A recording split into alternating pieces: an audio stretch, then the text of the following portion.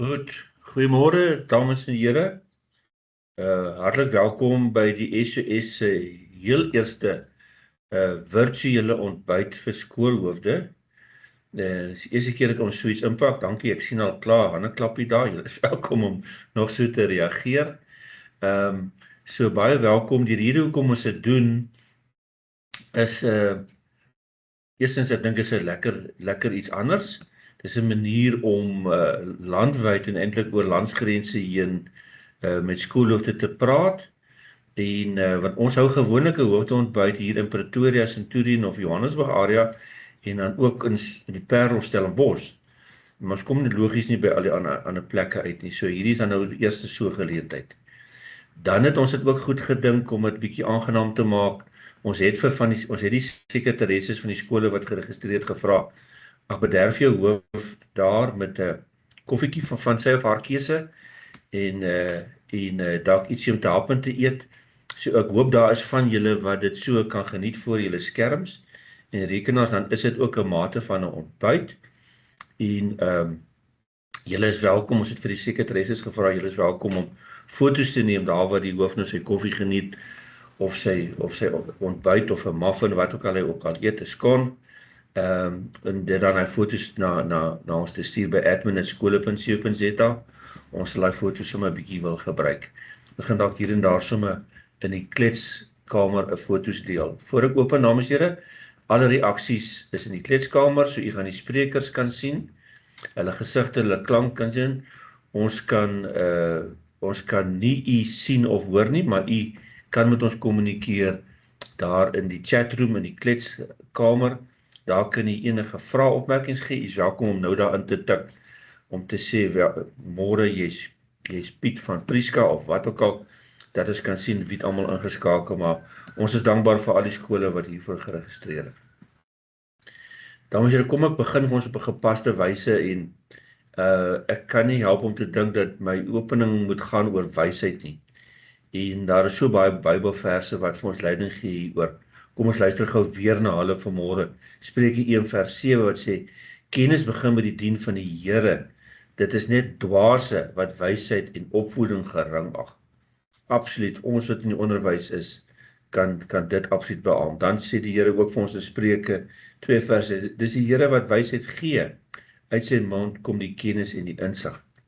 So my wense is dat ons hierdie geleentheid wat ons vanmôre het, hier op die 20ste Mei 2026, wat ons het om kennis en wysheid en insig met mekaar te deel en mekaar so te help en te versterk, sodat ons goeie onderwys kan bied en goeie skole vir ons kinders kan wees.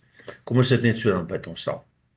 Ons Hemelse Vader, Here, dankie vir die besonderse geleentheid om in U naam op 'n virtuele manier, Here, te ontmoet, dat ons mekaar kan sien en hoor, alhoewel ons nie fisies naby mekaar is nie. Here, seën hierdie geleentheid, mag ons dit gebruik, Here, tot eerwering van U naam, tot U koninkryk en tot verbetering van skool en kinders en onderwys. En Here, mag dit ons help en sterker maak en vir ons nuwe energie gee. Dankie dat U ons God is wat vir ons alles moontlik maak. Seën hierdie geleentheid. Amen. Dames en here, nogmaals hartlik welkom. Voor ek begin, dames en here, ek wil terwyl ek julle het, wil ons gou net 'n skyfie opsit van ons kongres. Ons nasionale kongres is bietjie meer as 'n maand weg. En dames en here, ons gaan hom by die Voortrekker Monument van alle plekke aanbied. Dit gaan baie besonders wees. En u sien daar die kostestruktuur. Ons het 'n 3-dag kongres. Die eerste dag is 'n tradisionele leierskapkongres, maar dit is ook andersoortig hierdie jaar. Ons noem dit ook die Toekomsberaad van Afrikaanse onderwys, aangebied deur die Totale Solidariteit Beweging met al sy instellings, en ons het die prys baie goedkoop gemaak vir skoolhoofde, en ons het gesê ouer beheerliggaamlede kan daai dag gratis kom. U moet net registreer. Dan het ons die tweede dag is 'n fokusdag net op wiskunde. As ons miskien gou daai skyfie kan wys, so die tweede dag, sal jy sien, het ons net 'n suiwer wiskunde fokus en daarom ook vanoggend se virtuele ontbyt. 'n suiwer wiskunde fokus met topsprekers, die mees kundiges, en ons dek al die fases En dan sluit ons die dag af op 'n lekker manier. Ons het Nathaniel wat bietjie die sport gaan dryf met ons wiskunde onderwys. En dit wat ons doen in die wiskunde klasse, dit word sommer lekker te wees.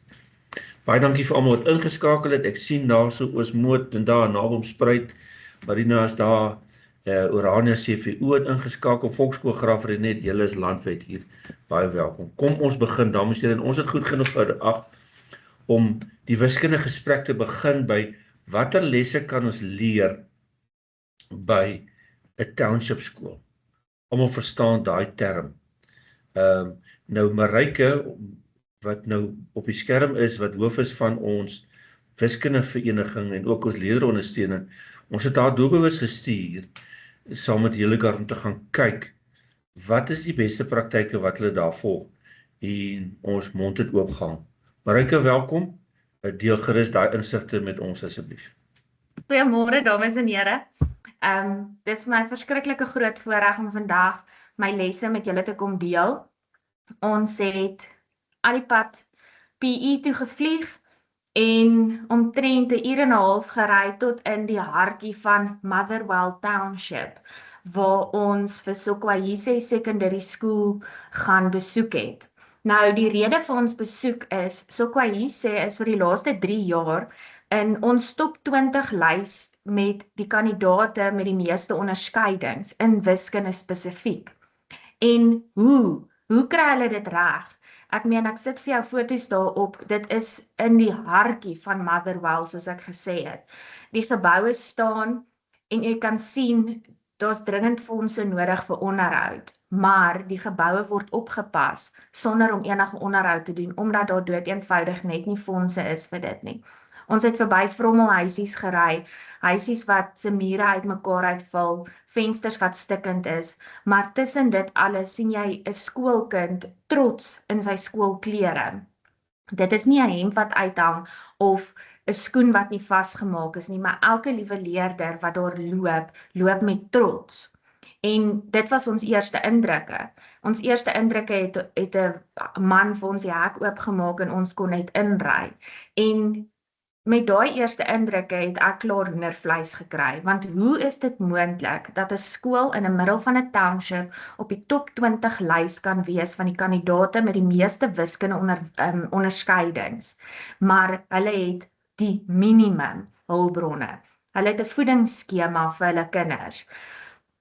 En ons het met die adjunkhoof gaan gesels, en verskoon my dat ek nie sy naam probeer uitspreek nie, maar ek wil hom nie 'n onreg aandoen nie. En hy het net gesit en hy was so gewillig om met ons te deel. En ek het vir ons die 7 lesse gaan neerskryf wat ek daar geleer het. Die eerste les wat vir my die meeste uitgestaan het, is akademie kom eerste. Ek was geskok om te sien hoeveel tyd hulle spandeer aan akademie. En net die week daarna was ek na 'n gegoede skool toe en het 'n klasbesoek gedoen by wiskundeonderwysers. En in die les was daar, kom ons sê in die graad totaal van die graad 8 waar ek ingesit het, was daar 30 seuns nie in die klas nie. Die onderwyser het aangegaan met die les, want ons almal verstaan die druk van die CAPS kurrikulum of van die kurrikulum, die ITP's wat gevolg moet word, die curriculum coverage wat nagekom moet word. En die onderwyser het die tweede eksponentwet gedeel met die kinders. Net so dat ek na die les moet uitvind dat die seuns uit is vir rugbyproewe. En ek kon nie help om my ervaring in Sokwayise en my ervaring in hierdie skool bymekaar te bring en te sê, maar is daar nie 'n wanbalans in ons Suid-Afrikaanse skole se kultuur nie, en spesifiek ons Afrikaanse skole? Moet ons nie weer die balans terugbring nie? Fokus ons nie te veel op sport nie? En ek wil vir jou sê, my antwoord is, ons sit te veel druk op sport. Ons streef na dit wat ons op sosiale media kan sit om mee te spog, want is baie moeiliker om met akademie te spog as wat dit is om met sport te spog. En ek sluit nie enige ander sport uit nie, ek gebruik net rugby as 'n voorbeeld, omdat dit in die situasie was. Maar ek kan nie help om te dink dat ons goed gevestigde of reeds gevestigde Afrikaanse kultuur se fokus te veel op sport is nie. Ek weet nie wanneer laas het u die geleentheid gehad om 'n vak aan te bied nie, om in 'n klaskamer te staan en die druk te voel wat die kurrikulum bied nie. Ek het my een raad aan die skool wat ek gaan besoek het, die gegoede skool was, wanneer laas het jy na die CAPS dokument gekyk en gaan kyk of daar in die minimum ure geonderrig word wat onderrig moet word. Byvoorbeeld 6 ure in die intermediêre fase, 4,5 ure 'n week in die senior fase. Wanneer laas het jy seker gemaak dat daai ure aan julle standaard voldoen? Ek is van mening dat as ons die standaard, as ons die tyd het om te kan onderrig wat 'n onderwyser nodig het om te onderrig, dan is die CAPS dokument of die kurrikulum ewe skielik nie so vol nie, want jy het tyd om te kan doen wat jy doen. So akademie kom eers by Sokoyi sê. Sport, ja, daar is sport. Ek dink ons moet net vir mekaar sê, dit is 'n hoërskool en dit is baie keer die kinders se heel eerste keer wat hulle aan 'n cricketbal of aan 'n rugbybal vat en selfs vir die dogters aan 'n netbalbal, maar daar is geleentheid vir sport. Toewyding en harde werk van onderwysers en leerders. Die onderwysers is toegewyd, die leerders is toegewyd. Daar's 'n kultuur van ek wil beter, ek kan beter. Maar hulle is ingekoop en hulle is daar om alles te gee, die kinders en die leerders. Gesonde kompeterende kultuur. Daar's nie net 'n kompeterende kultuur onder die kinders om te kyk wie kan beter en om mekaar te motiveer om beter te wil wees en beter te wil presteer nie, maar ook onder die onderwyser. En dit is iets wat meneer Nyope, die hoof van Sekoyi Secondary School, uitstekend reg gekry het, is om 'n gesonde kompeterende kultuur onder die onderwysers te skep, om beter te wees, om mekaar se hande te vat, om mekaar se laste te dra, maar ook om mekaar te help en te motiveer om beter te doen as wat jy gister gedoen het, maar elke dag te verbeter. Hulle het 'n mentorskapprogram. Die mentorskapprogram is waar die graad 12 leerders ondersteun graad 9 leerders en graad 11 leerders ondersteun graad 8 leerders. En dit is spesifiek in wiskunde. Want ek en jy weet ook, dis baie keer makliker vir kinders om by mekaar te leer as wat dit is vir kinders om by 'n onderwyser te leer. Ja, daar is taaluitdagings ook. Engels is nie noodwendig die huistaal nie, alhoewel dit die taal van onderrig en leer is. En baie keer gebruik hulle huistaal om konsepte ook oor te dra. En die kinders ondersteun ook mekaar daarin. So elke kind het 'n maatjie. So 'n graad 11 leerder het 'n graad 9 leerder wat help en ondersteun. Hulle klasse word ingedeel. So ek het spesifiek daar gesê word gedifferensieer. So aan die begin van die jaar skryf hulle 'n basislyn assessering en op grond van die basislyn assessering word wiskunde basislyn assessering word hulle klasse dan verdeel. So hulle klasse word verdeel op grond van hulle wiskunde punte. En op so 'n manier weet die onderwyser waar om die kind te ontmoet en wat en hoe om vir daai kind te onderrig. My eerste vraag aan die Adjunko was, maar wat van die ouers? En hy het my half aangekyk en gesê, maar wat van hulle? En ek het weer besef, maar in ons Afrikaanse kultuur wil ons tog net nie hê ons kind moet in 'n swakker klas wees as die van sy maatjie nie, of sy vriend. Ons is so bang vir daai label, maar as jy, of etiket, as jy werklik gaan kyk, is dit beter vir die kind om in 'n gedifferensieerde klas te wees, want die onderwyser weet waar om daai kind te ontmoet. Jou kind raak nie weg in die groot meerderheid van die klas nie. Hulle het ook vakansieprogramme. Hulle gebruik spesifieke programme vir wiskunde en wetenskap wat hulle dan tydens vakansie aanbied. So as hulle 2 weke vakansie het, gebruik hulle die eerste week vir skool en die tweede week is dan hulle vakansie. Maar hulle werk intensief in wiskunde en wetenskap om hulle punte te verbeter. Nogal interessant toe ons die dag daar aankom, dit was 'n Vrydagoggend, het hulle die ouers ingeroep om by die ouers te hoor hoekom van die leerders nie die vakansieprogram bygewoon het nie. So daar's ongelooflike goeie kommunikasie tussen die ouers en die onderwysers, maar daar's ook 'n baie goeie verstandhouding tussen die onderwyser en die ouer. Dis asof die onderwyser die ouer die onderwyser se autoriteit respekteer om te weet dit wat die onderwyser doen, is reg en is goed. Dit is nie die stert swaai die hond, soos wat baie keer in ons Afrikaanse skole gebeur nie, maar die ouers is ondersteunend tot die onderwyser. En dan het hulle ook ekstra klasse.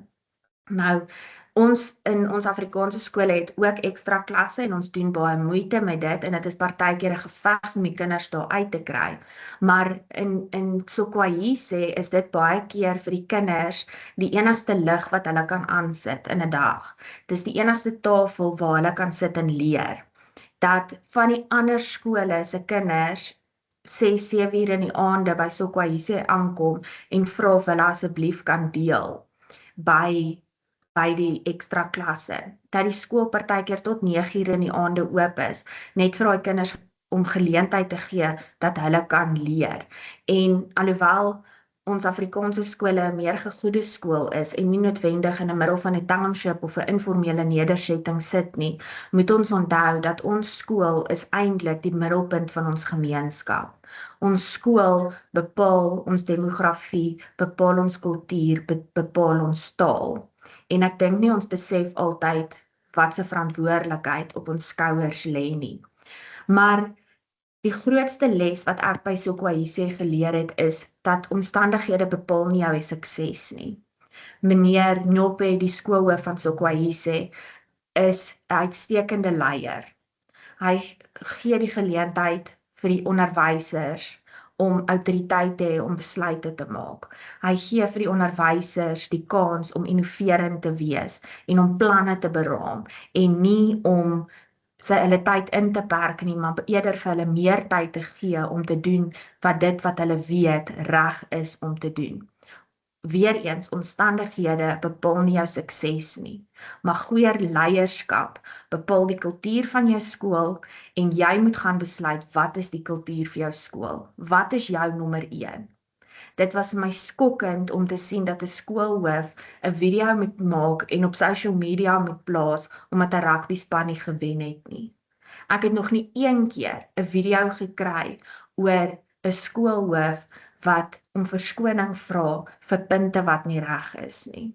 Mens moet baie keer gaan kyk, hoekom is ons werklik in die skool? Onderrig ons om te kan assesseer of onderrig ons vir leer en het ons genoeg tyd om te onderrig? So die Harvard Universiteit het gaan navorsing doen oor kinders se breine wanneer hulle gebore word. En elke liewe kind, maak nie saak van jou ras, klas of waar jy in die wêreld en watter land jy is nie, elke brein word gebore met 'n bloudruk. En ontwikkeling en ondersteuning bepaal die fondasie van daardie huis en bepaal hoe 'n huis bymekaar gesit word. En ek gebruik altyd 'n huis as 'n voorbeeld om te wys hoe wiskunde ontwikkel. Jy het jou fondasie wat jou grondslagfase is, eintlik vroeë kinderontwikkeling ingesluit. En as jy nou ooit 'n huis in jou lewe gebou het, sal jy weet dat dit is waar jy die meeste geld spandeer is in jou fondasie. En die hoeveelheid tyd en energie wat daarin gaan. So, soos Harvard Universiteit en my mening is dat elke liewe kind kan wiskunde doen met die nodige ondersteuning en hulp. En dit is in ons hande om daardie onderwysers te bemagtig, om daai kinders die ondersteuning en die hulp te gee, om dan die bloudruk te ontwikkel sodat dit in 'n volledige huis kan staan. Ons vra baie keer vir onsself af, maar hoekom val die tor af in graad 8 en graad 9? Dames en here, dis omdat die fondasie in die mure nie reg is nie. In die intermediêre fase sien ons al die krake in die mure, maar sodra ons die dak begin opsit, dan val daai huis in mekaar in. So as ek van mening is dat elke kind wiskunde kan doen, moet ons gaan kyk wat ondersteun wiskunde? Wat is die sagte vaardighede wat wiskunde ontwikkel? Die eerste een is selfvertroue, logiese redenasie, kritiese denke, probleemoplossingsvaardighede, weetgierigheid, deursettingsvermoë. My vraag aan jou is vandag: hoe gaan jy hierdie vaardighede vir jou kinders onderrig as hulle nie wiskunde neem nie? Daar's navorsing wat toon dat kinders, die generasie wat nou op skool is, wanneer hulle die beroepsmark betree, tussen 5 en 10 keer beroepe gaan verander. Nou jaag ons onderskeidings na en ons moedig kinders aan om wiskundige geletterdheid te vat. Wat as daai kind eendag wiskunde nodig het om sy beroep te kan verander? Wil jy veroorsaak dat daai kind nie die geleentheid het of eers 'n oorbruggingsjaar moet gaan doen voordat hy sy beroep kan gaan verander? Dit is wat kom. Wat is jou visie vir jou kinders? En ek sê klem op wat is jou kinders? Want elke kind in ons skool is my kind, is jou kind. Dit is nie net 'n leerder nie, dis 'n kind. En ek wil vandag vir jou vra, wat is jou visie vir jou kinders? Is dit vir jou skool om onderskeidings na te jaag, om kinders aan te moedig om eerder wiskundige geletterdheid te neem? Of is dit om 'n volronde kind uit te stuur in die wêreld, in 'n land soos Suid-Afrika wat 'n ontwikkelende land is, wat skaars vaardighede beroepe nodig het om ons land te ontwikkel? Ons kinders vandag is ons toekoms van môre. Wat is jou visie? Wat stuur jy uit? Is dit 'n kind wat 'n rugbyspeler gaan word? Wat is die waarskynlikheid dat hy provinsiaal, het sy nog te sê nasionaal, gaan klere kry of gaan speel vir daai span? Ek sluit af. Wat is jou visie vir jou kinders? Dankie Marike. Ek het vir Marike gevra doelbewus. Sy moet 'n paar sterk stellings maak en 'n sterk opinie gee. En dit het sy gedoen sodat ons wat in 'n skoolposisie is, in 'n reisposisie is, 'n bietjie iets het om te reageer. En dankie dat u gereageer het. Ek sien Walter, dankie van Laerskool Brits wat gesê het van die konteks van ons skole. Dankie vir die reaksie daar. Dan Paul Little van HTS Witbank. Hy sê hy is 'n sterk voorstander van horisontale vloei van kennis. Dit nie onderskat moet word nie. Baie dankie, iemand het gereageer. Hy sê hy stem nie heeltemal saam met die vergelyking van die skole nie. Maar dames en here, ja, ek dink ons het stof tot nadenke vir oggend. Ja, so is welkom om nog te reageer. Dis die enigste plek wat u kan reageer. En dan dankie Andrei Smit daar van Laerskool Park. Ek sien jy geniet 'n heerlike ontbyt daar. Jou sekretaresse het jou bederf. Julle is welkom om nog foto's te deel en ook vir ons te stuur na admin@skole. Dankie Marina Gravett. Sy sê puitaanbieding, jy het my weer 'n bietjie laat dink. Dis presies wat ons wou doen, Marina. Dankie daarvoor, Marike. Nou gaan ons oor, dames en here, in faseverband gaan ons bietjie praat oor wiskunde. Ek het doelbewus 4 skole geteiken wat bekend is vir hulle aandag wat hulle aan wiskunde gee. Ek begin met die grondslagfase vir Laerskool Henops Park in Centurion, meneer Janie Raad en Leandri Venter departement, so baie welkom. Ons sien julle daar op die skerm. En ons het vooraf vir hierdie groepe vragies gevra. Dis die vrae wat ons daar gevra het aan hulle en hulle gaan dit nou gesamentlik saam met ons bespreek en u is weer eens welkom. Ek gaan die kletskamer dop of enige reaksie en vrae is en dan antwoord ons dit sommer onmiddellik. So, wat doen julle by Laerskool Henops Park in die grondslagfase om wiskunde te bevorder? Leandri en Janie, ons luister graag na julle.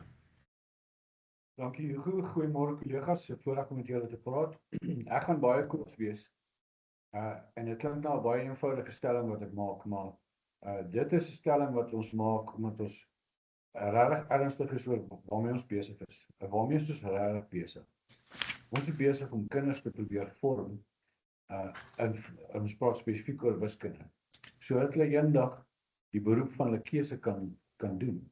En ek sê nou vir u, ek was by 'n hoërskool vir 20 jaar, ek verstaan presies hoe dit by 'n hoërskool werk. In 'n hoërskool het ons skadebeheer toegepas.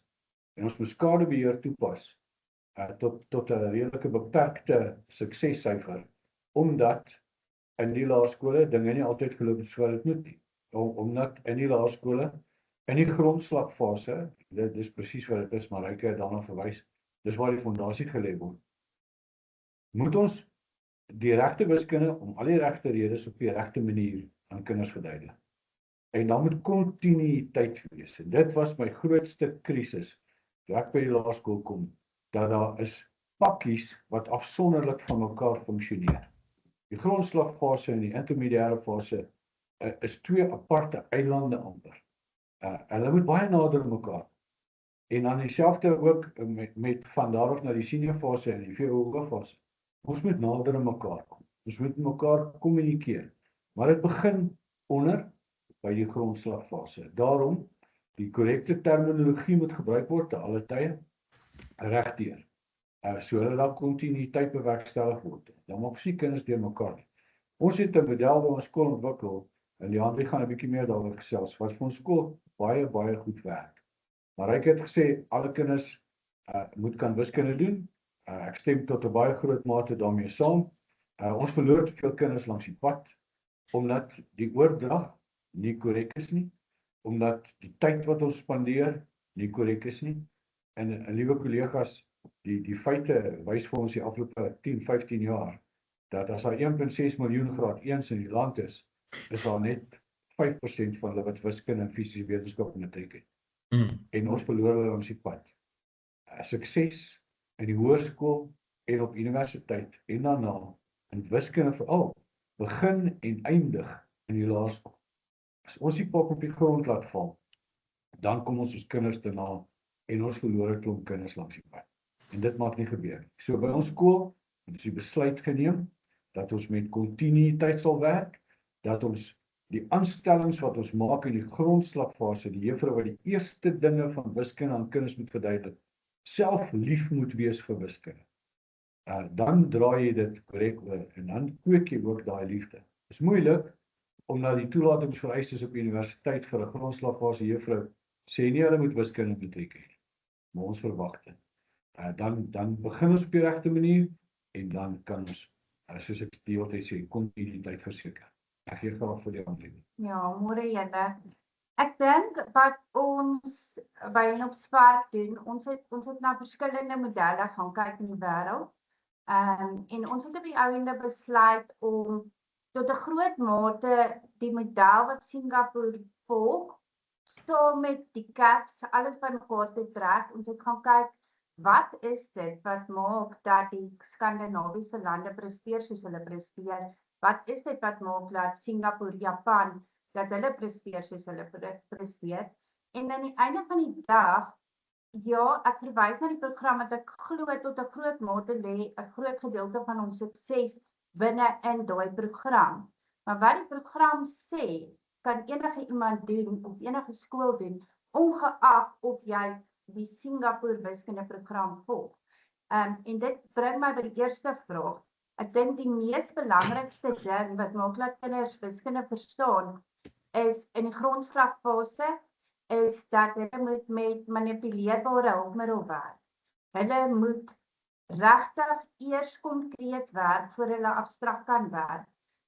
Kinders in die grondslagfase is, en ek praat ook eintlik nie net van die grondslagfase nie, want ons glo dat van 4 jaar af tot en met 9 jaar wat hulle graad 3 is, dit moet van die begin af reg wees. Hulle is in 'n sintuiglike waarnemingsfase van hulle lewe. En ons moet dit gebruik, omdat ons weet dit is waar die brein is en dit is waar die brein die meeste leer. So hulpmiddel is vir ons regtig verskriklik belangrik en ons spandeer ook, as ons kyk na ons begroting, kyk ons altyd na nuwe wiskundeapparaat vir die volgende jaar. Daar kom die hele tyd wonderlike hulpmiddels en apparate op die mark. Maar tot die gewone klippe wat jy of sade wat jy bymekaar kan maak. Die kinders moet hulpmiddels hê wat hulle kan gebruik. Dis ook belangrik dat die rol van die onderwyser, soos meneer ook gesê het nou net, is wiskunde is 'n nuwe taal. En die enigste manier hoe 'n mens 'n taal kan aanleer, is deur dit te hoor. Daar's geen ander manier nie. En deur dit reg te hoor, maak dat ons dit kan verstaan. En mense moet ook, vir al die kinders, ons wil hê, hulle moet dit in 'n lewenswerklike situasies verstaan. So sê nou maar daar was netbalwedstryde, dan sal ons vir hulle vra, wat was julle telling gister gewees? Okay, die een span het 5 gehad, die ander span het 7 gehad. Wat se span het gewen? Okay, die een wat 7 het, hoekom? Hulle het meer gehad as die ander span. Sê nou maar die span wat 5 gehad het 2 ekstra doele aangeteken. Wat sou dan gebeur het? Okay, dan het al 2 7 gehad, so hulle het eweveel, dit beteken hulle was gelyk op. So, ons probeer regtig dit vir hulle na hulle eie wêreld toe bring. Dat dit nie net 'n klomp abstrakte konsepte vir hulle is nie, maar dat hulle verstaan waar in die lewe pas wiskunde in. En hoekom is dit belangrik? En so kweek 'n mens ook 'n liefde, voel ek, vir dit. En dit bring my by die tweede vraag, wat hulle gevra het, hoe bou jy 'n positiewe houding en selfvertroue in wiskunde? En hoe ons dit regkry is om die proses eerste te beloon, voor ons die korrekte antwoord betoon. So ons sal, wanneer ons sien hoe hulle hulpmiddel pak, sal ons dadelik vir hulle sê, juffrou kan sien, jy het slim gedinkie, of begin vra, hoekom het jy gekies om hierso te pak? En as hulle vir ons 'n sinvolle verduideliking kan gee, dan is dit reg en ons kan dit prys en eer. Hulle moet blootgestel word aan verskillende metodes ook. Ons werk met linkerbreinkinders, regterbreinkinders. Ons kan nie net op een metode fokus en glo en vertrou dat elke liewe kind met verskillende persoonlikhede, verskillende maniere van dink, aanklank gaan vind by daai een spesifieke metode nie. Wat vir ons ook werk, en ek dink dit sluit tot 'n mate aan by wat Marijke gesê het oor diferensiasie. So ons probeer binne in ons klas 'n bietjie diferensieer. Wanneer hulle matwerk doen, ons is baie bevoordeel, ek praat nou spesifiek van sê net maar ons graad 1 klasse. Ons het 'n intern saam met die juffrou in klas. So die klas deel in groepies op. En dan diferensieer ons, sodat ons vir daai groepe kan gee wat hulle nodig het. En dan ervaar hulle outomaties ook 'n gevoel van sukses. Want daar's nie een sterk kind of sterk kinders wat die heeltyd die antwoorde domineer, wat die heeltyd die metodes domineer nie. Hulle kan sukses behaal binne in die groepie waarin hulle geplaas word, en dit gee ook die juffrou geleentheid om op 'n mooi manier met die groepie wat sy dan op daai oomblik werk, met hulle te kan werk en met hulle reg te kan kommunikeer. 'n Kind is maar lief vir 'n plakkertjie of 'n beloningkie, en ek voel ons almal werk in hierdie lewe vir belonings. Het sy dit 'n salaris is, het sy dit is, en ons moet ons kinders beloon. Al kan daai graad 1 nie lees aan die begin van die jaar nie, moenie net 'n stempel op sy werk sit, gekontroleer, juffrou teken nie. Skryf toe, ek kan sien jy het hard probeer. Ek kan, jy het slim gedink. Woorde wat as hulle latere jare teruggaan en daai boeke deurblaai, dat hulle kan sien, maar ek is slim. Hulle moet glo, hulle kan enigiets doen in die lewe. En die enigste manier om dit reg te kry is om dit oor hulle te spreek. Om hulle te sê, wanneer 'n kind vir jou sê, ek kan nie iets doen nie, om te sê, jy kan nog nie iets doen nie. Kom ons kyk wat het jy nodig, dat hierdie ding vir jou sin maak. Hoe kan ons dit vir jou makliker maak? Speelietjies, maak dit lekker, en begin jou les deur vir hulle goed te gee waarin hulle reeds bekend is. So dat hulle die regte antwoord dadelik kan gee.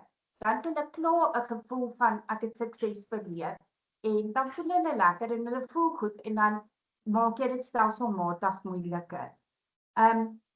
Die algemene foute wat ons sien in die grondslagfase, ek dink die grootste fout vir my, en ek dink dit is oor verskeie, by ons gebeur dit ook maar met tye, en ek dink dit gebeur eintlik maar soort van oral, is onderwysers is geneig om te vinnig van die konkreet na die abstrakte toe wil gaan.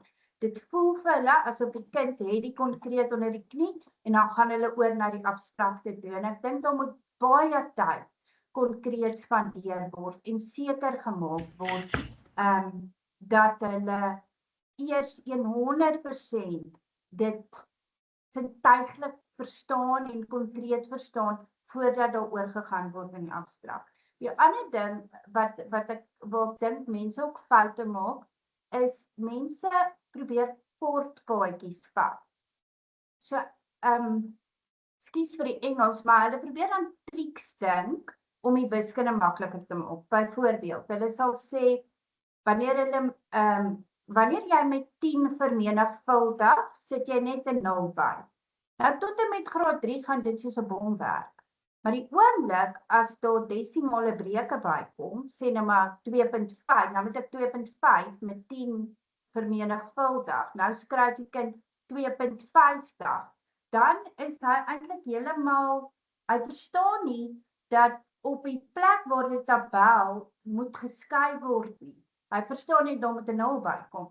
En so, dit klink soos 'n oulike kortpad, maar latere jare kom beide hulle in die agter eintlik van dit nooit regtig verstaan. Iets wat Singapore baie goed doen, en dit bring my by die laaste ding wat ek dink 'n bietjie fout is wat mense kan maak, maar Singapore spreek dit baie mooi aan, is daar word te min aandag gegee aan plekwoorde. As jy nie baie tyd spandeer met plekwoorde, dat hulle 1, 10, 100, duisende mooi verstaan, dan wanneer ons later weer goed byvoorbeeld oorgaan in goed soos hergroepering, dan weet hulle nie hoe om te hergroepeer of waar in die vertikale berekeninge, waar om my getalle neer te skryf nie, want hulle verstaan nie dat dit eintlik in groepe van 10 dat alles in groepe van 10 werk.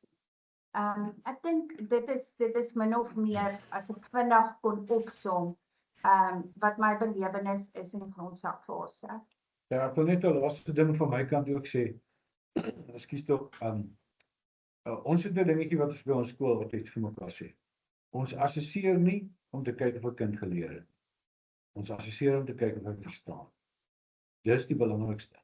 As ons vir kinders van graad 11, van graad 1 nou spesifiek ook, kan leer om te dink en analities te wees op sonder universiteitsstandaard goeders vir hulle te gee, kondisioneer ons hulle op 'n manier om te dink oor waarmee hulle besig is en wat hulle doen.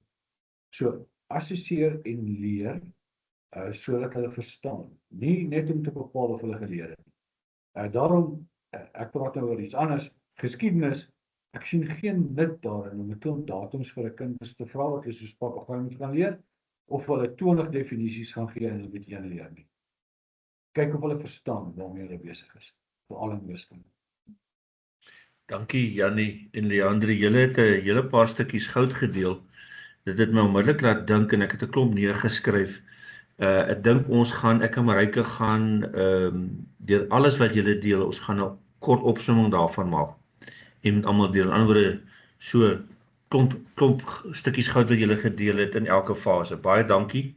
Groot waardering. Welkom om aan te bly en verder saam te gesels. Ons gaan oor na die intersent fase. Die res van die laerskool tot by graad 7. Ons het vir Laerskool Durbanville gevra om hier deel van die gesprek te wees. Laerskool Durbanville is ook bekend vir dit wat hulle doen in wiskunde in die kontry. So Pierre de Tooy skoolhoof, baie welkom. Elmien Simon departementshoof, baie welkom. Ons het ook daar die vragies aan julle gestel.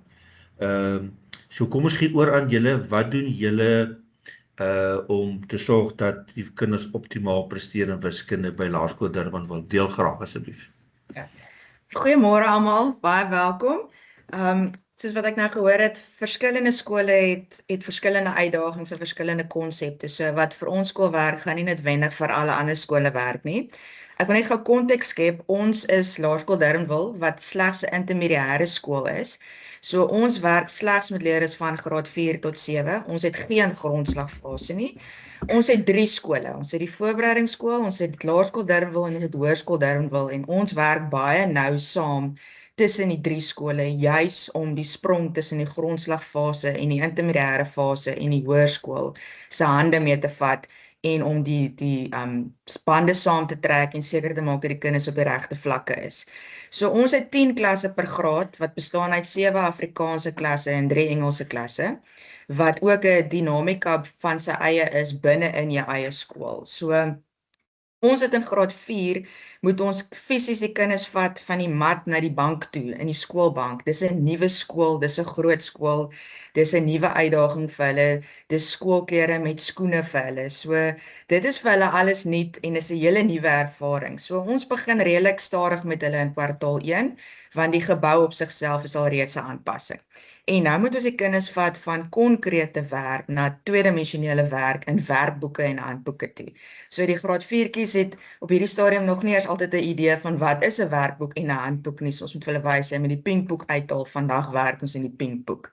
So ons gebruik nog steeds baie konkrete hulpmiddels in ons graad 4 klasse. Ons het 'n hele wiskunde stoor met 'n klomp hulpmiddels sodat ons die kinders kan begelei van konkrete wiskunde na abstrakte konsepte binne in hulle wiskunde werkboeke ook. En dan wat die belangrikste is repetisie van die werk, die vaslegging wat plaasvind.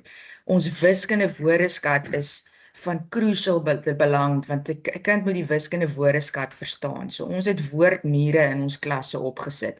Ons onderwysers fokus op die wiskunde terme om die kinders van graad 4 af gewoon te maak. Wat is die woordjie produk? Wat is 'n veelvoud? Wat is 'n faktor? Sodat hulle die regte wiskunde woordeskat kan inoefen van 'n jong ouderdom af. En dan het ons baie goeie kommunikasie met die voorbereidingsskool waar ons graad 4 kollegas met die graad 3 kollegas by mekaar kom en sê hierdie is die leemtes of wat tel julle op is die leemtes. Ons wil hê julle moet bietjie meer aandag gee aan hierdie konsepte in graad 3 om die kinders voor te berei vir graad 4.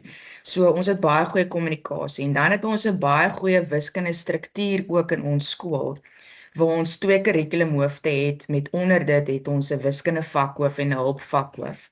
En dan het elke graad sy eie wiskunde vak verantwoordelike waar ons die wiskunde span vorm in die skool, sodat ons ook kyk tussen die grade, wat is die uitvalle, waarmee sukkel die kinders, waartoe is ons op pad. En dan werk ons as 'n span saam om te kyk wat is die leemtes, wat kan ons aanspreek, hoe kan ons dit doen ook.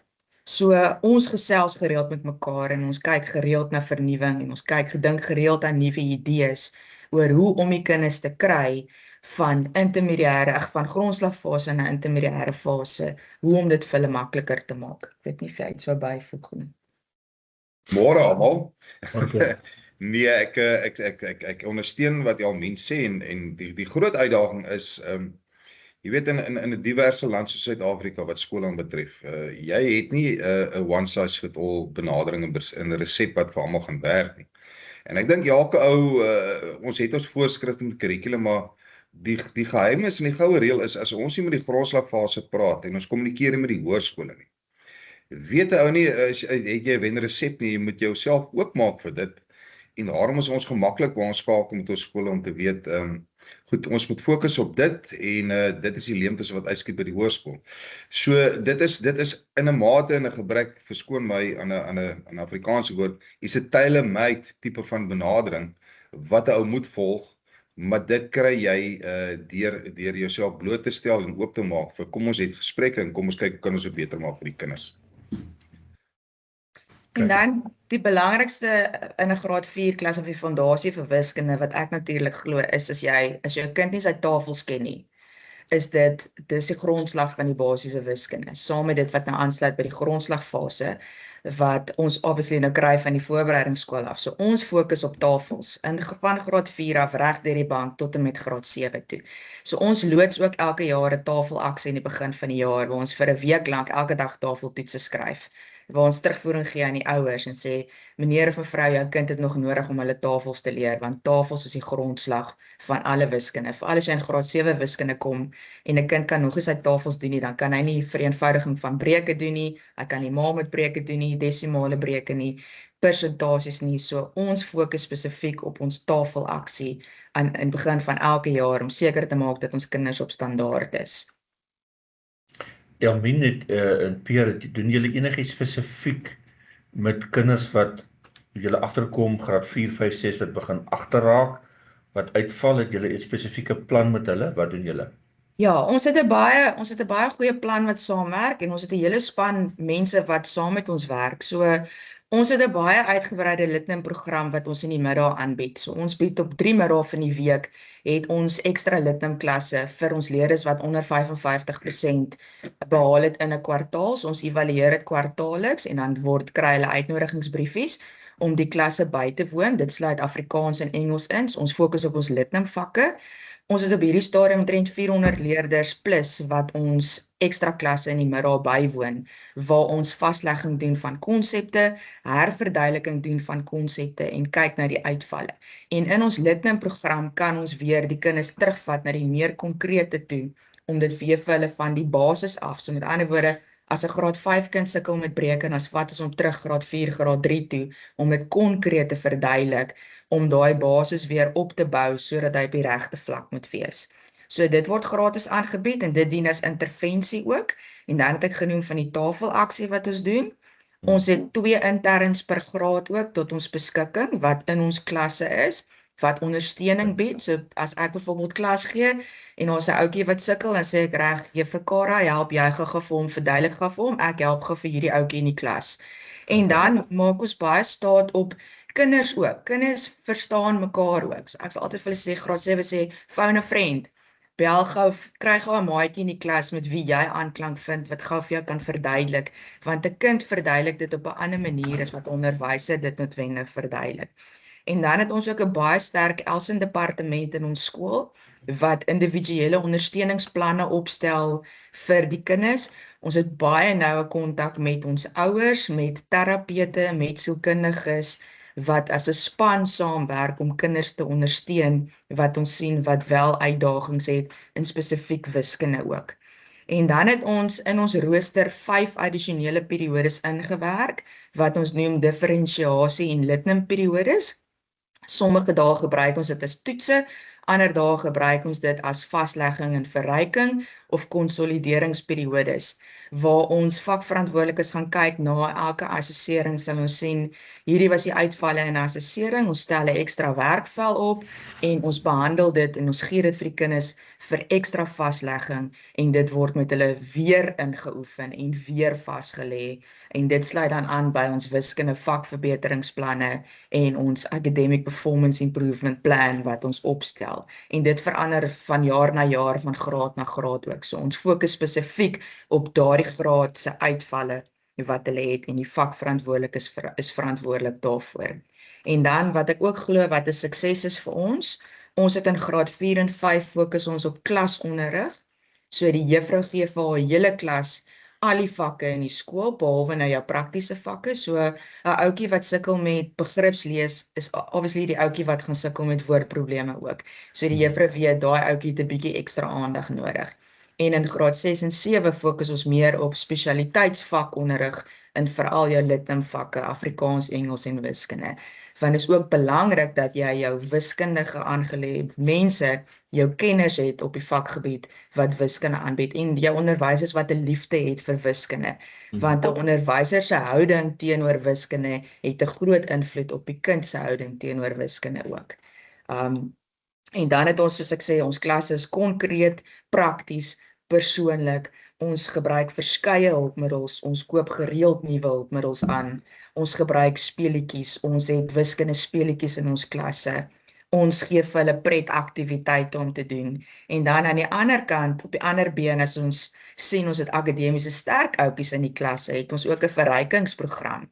Ons het 'n wacky wiskunde klub in graad 7 waar ons top akademiese kinders een keer in 'n week bymekaar kom waar ons weer vir hulle moeiliker uitdagings gee, soos jou maths wat hulle in die hoërskool het, om hulle ook te kan akkommodeer. En dit is vir my so lekker om te sien hoe opgewonde ons kinders raak oor wiskunde. En dit is die belangrikste fondasie in 'n laerskool, is om die kind te kry om opgewonde te wees oor wiskunde en hy wil wiskunde doen, wat dan die suksesse in die hoërskool ook gaan meebring.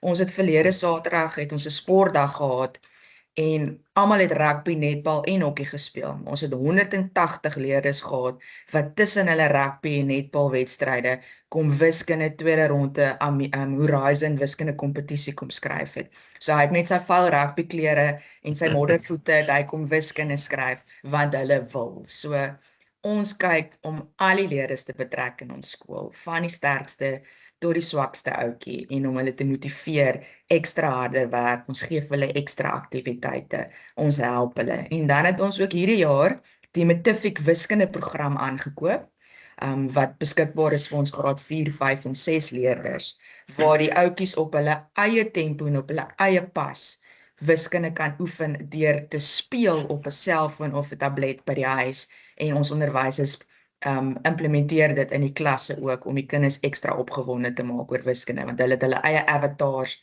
en hulle eie klere en vliegbote en alles wat hulle daarmee kan saamkry. So ons probeer regtig die kinders blootstel van alle vlakke af en almal ondersteun in ons skool wat wiskunde aanbetref. So, baie dankie Elmien. Peer, wil jy nog iets gesê, Peer? Nee, Elmien het dit baie goed gedoen. Ek kan Ja, nie nee, sy het. Dis 'n paar dinge wat deurkom. Onderwysers wat lief is vir wiskunde. En te vinnig abstrakt. Dit lyk my dis 'n groot probleem in Suid-Afrika en in ons skole. Maar baie dankie. Julle het baie kinders het gedeel. Sal jy daai naam van 'n wiskundeprogram in die kletskamer deel asseblief, Ek Elmien? sal dit nou vir ons insit, ja. Dames en here, logies hardloop ons 'n bietjie laat want hierdie is so 'n belangrike onderwerp. Dankie vir die reaksie daar in die kletskamer. U kan dit daar lees, die reaksie. Dankie ook vir hoofde wat gedeel het, Sias Botha wat gedeel het. Jy eet baie lekker. En ek sien Kevin Kingon, jy eet ook baie lekker, word bederf daar deur die sekretaresse. Dankie vir die reaksies daar. Johanna van Sail en Katrina. Julle ja, ons maak 'n opname. Soos ek sê, ons gaan opsomming daarvan maak en vir julle stuur, en ons gaan in ons leierskap raadsaal gaan ons hierdie opname plaas. Ek sal aan die einde weer daarvan sê. Goed, ons gaan oor na die graad 8 en 9 toe. Nou gaan hulle oor hoërskool toe. U stel jy het 'n paar tegniese uitdagings gehad, maar jy's uiteindelik op die lig. Sy is departementshoof daar by Hoërskool Waterkloof. U stel, ons kom al 'n lang pad saam, ek en jy. Maar ons weet ook dat julle het spesifieke aksies wat julle doen daar om te sorg dat kinders van 'n klomp laerskole af inkom en dat julle op 'n standaard kry dat hulle optimaal presteer in wiskunde. U stel, dis die vraag wat ons aan julle gestel het. U is welkom op die skerm te kom en saam te praat en planne te deel. Welkom. Dit is voorag het julle ons gevra. Dit beteken nie noodwendig dat ons alles reg doen nie. Maar ek gaan vir julle sê wat ons doen en dalk kan julle hier en daar ietsie uit dit kry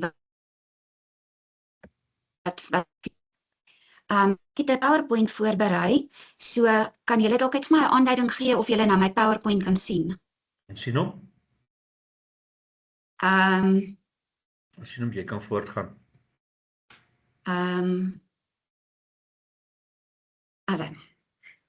So, julle het ons gevra om te praat oor suksesvolle bestuur van graad 8 en 9 in wiskunde. En dan die eerste ding wat ek net wil sê, ek dink die heel belangrikste is die ondersteuning wat ons van ons adjunkhoof akademie kry en ons skoolhoof, is ons waarnemende of skoolhoof. Ek kan ons adjunkhoof akademie beskryf as 'n klein foxterrier of sy is ongelooflik, sy's aanhoudend Sy het 'n passie, sy is gedryf en dit spoel oor na ons toe. En ons sal nie kan sukses hê as ons nie die ondersteuning van die adjunkhoof en die hoof van die skool het nie. Hier is dan die 4 vrae wat julle vir ons gestel het. Ek het die vrae oorgesit in my PowerPoint dat ek dit individueel kan aanspreek. Die eerste een is, hoe kry ons kinders uit verskillende laerskole aan die begin van graad 8 spoedig om op dieselfde gereedheid vlak te wees? Nou, die belangrikste aspek van hierdie een is dat ons die korrekte aanstellings moet maak. Ons moet die korrekte kundige personeel in graad 8 en in graad 9 hê. Jy kan nie dink omdat dit na graad 8 en 9 is, jy sit jou swakker personeel daar, as ek dit so kan stel nie. Ek glo nie ons het een swak personeel uit by ons skool nie, so ons maak baie seker dat ons die regte aanstellings maak. Dis nie noodwendig die ouer persoon wat die korrekte aanstelling is nie, ons moet 'n goeie balans tussen jeug en ervaring hê. En 'n mens moenie bang wees om selfs hierdie studente, onderwysers en assistente aan te stel nie, want hulle sit al reeds vir 'n jaar of wat in die skoolsituasie, so hulle beskik ook oor ervaring en hulle bring al hulle nuwe idees wat hulle op universiteit en tegnologie kom deel hulle met ons en die ervare persone kan regtig by hulle ook leer. En daai persoon wat ons aanstel by ons skool moet regtig aanpasbaar wees. Ons is 'n baie groot skool. Ons het meer as 2000 leerders, so jy moet onder druk kan funksioneer en jy moet kan aanpas by veranderinge.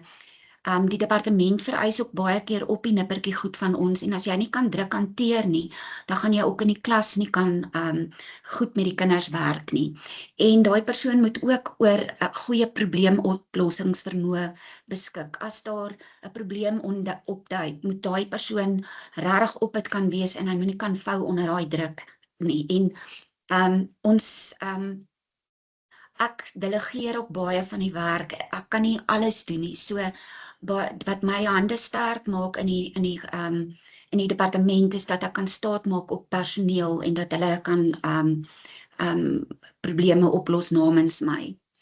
Dan is dit nog steeds die eerste vraagie wat ek hanteer. Ons het 'n goeie verhouding en kommunikasie met ons laerskole in die omgewing. Ons adjunkhoof akademie het 'n rukkie terug begin dat ons afsprake met die laerskole maak. En in die verlede het ons ervaar, die laerskole ervaar ons as 'n bedreiging of dat ons hulle wil kritiseer ensovoorts. Maar ons het regtig, ons is besig om 'n baie goeie verhouding met ons laerskole te ontwikkel, sodat ons kan hulle inlig wat is die verwagtinge van die hoërskool, dat hulle die kinders kan gereed kry en hulle weet wat op hulle wag, dat as hulle hier instap, dat dit nou nie vir hulle hierdie groot aanpassing is nie. Ons stel hulle ook in kennis oor wat is die fokusareas in graad 8 en 9, sodat dit nie eindig by graad 7 en dan kom hulle en hulle fokus is totaal anders in graad 8 en 9 nie. Belangrike onderwerpe wat in graad 8 en 9 geleer word vir die kinders wat volgens ons syllabus verwag word. Ons vra vir die laerskoolonderwysers om ook vir ons op daai goed te fokus. En ons moedig hulle ook aan om die metodes en die terme te gebruik wat ons in hoërskool gebruik, dat hulle van jongs af gewoond is om daardie terme te gebruik. Iets wat ons byvoorbeeld opgelet het, is kinders kom in die hoërskool dan weet hulle nie wat beteken, wat is die verskil tussen ongedefinieerd en nie reëel nie. So die onderwysers in die laerskool kan moontlik die verkeerde terme vir die kinders leer en dan sukkel ons om daardie konsepte uit te wis en die nuwe konsepte vir hulle te leer. Ons leer ook nie die kinders resepies nie. So ons vra ook ons het byvoorbeeld nou die dag toe ons by die een laerskool was, vir hulle gevra, wat is julle aanslag? Hoe voel julle oor om resepies vir die kinders te leer in wiskunde? En hulle het saam met ons gestem, hulle leer nie resepies nie, maar ek weet daar is sommige laerskole wat resepies gebruik en dit is baie belangrik om nie resepies vir die kinders te leer nie, maar om wiskunde te leer, om vir hulle insig te gee. En dan natuurlik wat die vorige sprekers ook nou gesê het van die kind wat van die rugbyveld af met sy vuil voete en goed aangekom het om wiskunde te gaan skryf omdat hulle dit wil doen. Ons ondersteun ook gebalanseerde kinders. Kinders wat 'n goeie balans tussen sportakademie en kultuur het, is gewoonlik die kinders wat ook goed presteer in hulle skool. Dan kyk ons na ondersteuningsdienste wat ons by ons skool het om die kinders te help. Emosionele ondersteuning en geestelike ondersteuning het ons verskillende spesialistmense wat daar die kinders help. So sou 'n kind emosioneel sukkel op skool, want dit is vir my verskriklik belangrik, want in dieselfde gedeelte wat 'n mens se brein wiskunde doen, is waar sy emosies plaasvind. So ons het regtig, ek dink 3 of 4 mense wat net spesiaal werk met kinders wat emosionele ondersteuning nodig het. En dan ook natuurlik indien hulle leerprobleme het en so aan, is daar die mense ook daar om te help. Ons het dan ook 'n vakspesialis vir Afrikaans wat spesifiek kinders help in Afrikaans, want as hulle leesvermoë en hulle taalvermoë swak is, dan gaan hulle outomaties nie kan presteer in wiskunde nie. En dan het ek ook oor die geestelike ondersteuning gepraat, wat daar, ons het 'n kapel by die skool waar daar mense permanent daar is, wat kundiges is, wat kinders geestelik ook ondersteun. Dan het ons ook baie intervensieklasse en addisionele ondersteuning wat ons kinders bied. Ons het weekliks gratis ekstra klasse wat ons aanbied. Die leerders registreer op Teams, sodat ons voor die tyd kan weet hoeveel kinders het geregistreer en dan dat ons genoeg werkkaarte beskikbaar het en genoeg personeel beskikbaar het om te help. En dan gee ons ook ekstra klas voordat eksamens geskryf word. So in die eksamen sal ons 'n dag of wat voor die tyd, afhangende van hoe dit in die kinders se roosters inpas, het ons dan ook ekstra klas, wat ons die kinders dan bietjie meer voorberei vir eksamentipe vrae. En ons, soos ek ook gesê het, ons het baie intervensieklasse. Somtyds in ons skool se toetsrooster is daar tye wat graad 8 en 9 nie iets skryf nie, wat die senior kinders wel vakke skryf. So in plaas daarvan dat hulle net sit in die klas en niks doen en eintlik 'n mors van tyd is, gee ons vir graad 8 en 9 in daardie tipe in daardie tydslot gee ons vir hulle werkkaarte om uit te werk wat op die werk van toepassing is en waarmee die kinders sukkel, en dan stel ons die werkkaarte se memos vir die kinders op Teams beskikbaar, en indien daar tyd in die klas is, sal 'n mens daardie werkkaarte met die kinders behandel, andersins word dit in die weeklikse ekstra klasse aangespreek. En dan, uit die aard van die saak is ons by Wolkskool geregistreer. So Wolkskool het regtig baie goeie video's en omgekeerde klaskamer video's en werkkaarte en toetse en goed beskikbaar. So ons maak daarvan ook gebruik en ons moedig die kinders aan om gereeld op Wolkskool in te gaan. En dan 'n afdeling van wat se add-on, as ek nou die Engels kan gebruik, van Wolkskool is Insig Plus, en my adjunkhoof het spesifiek vir my gesê ek moet van Insig Plus praat, en vir Ruben baie krediet gee daarvoor. Nou, ek werk nie so noodwendig met Insig Plus so baie nie, maar hulle het werk daarmee om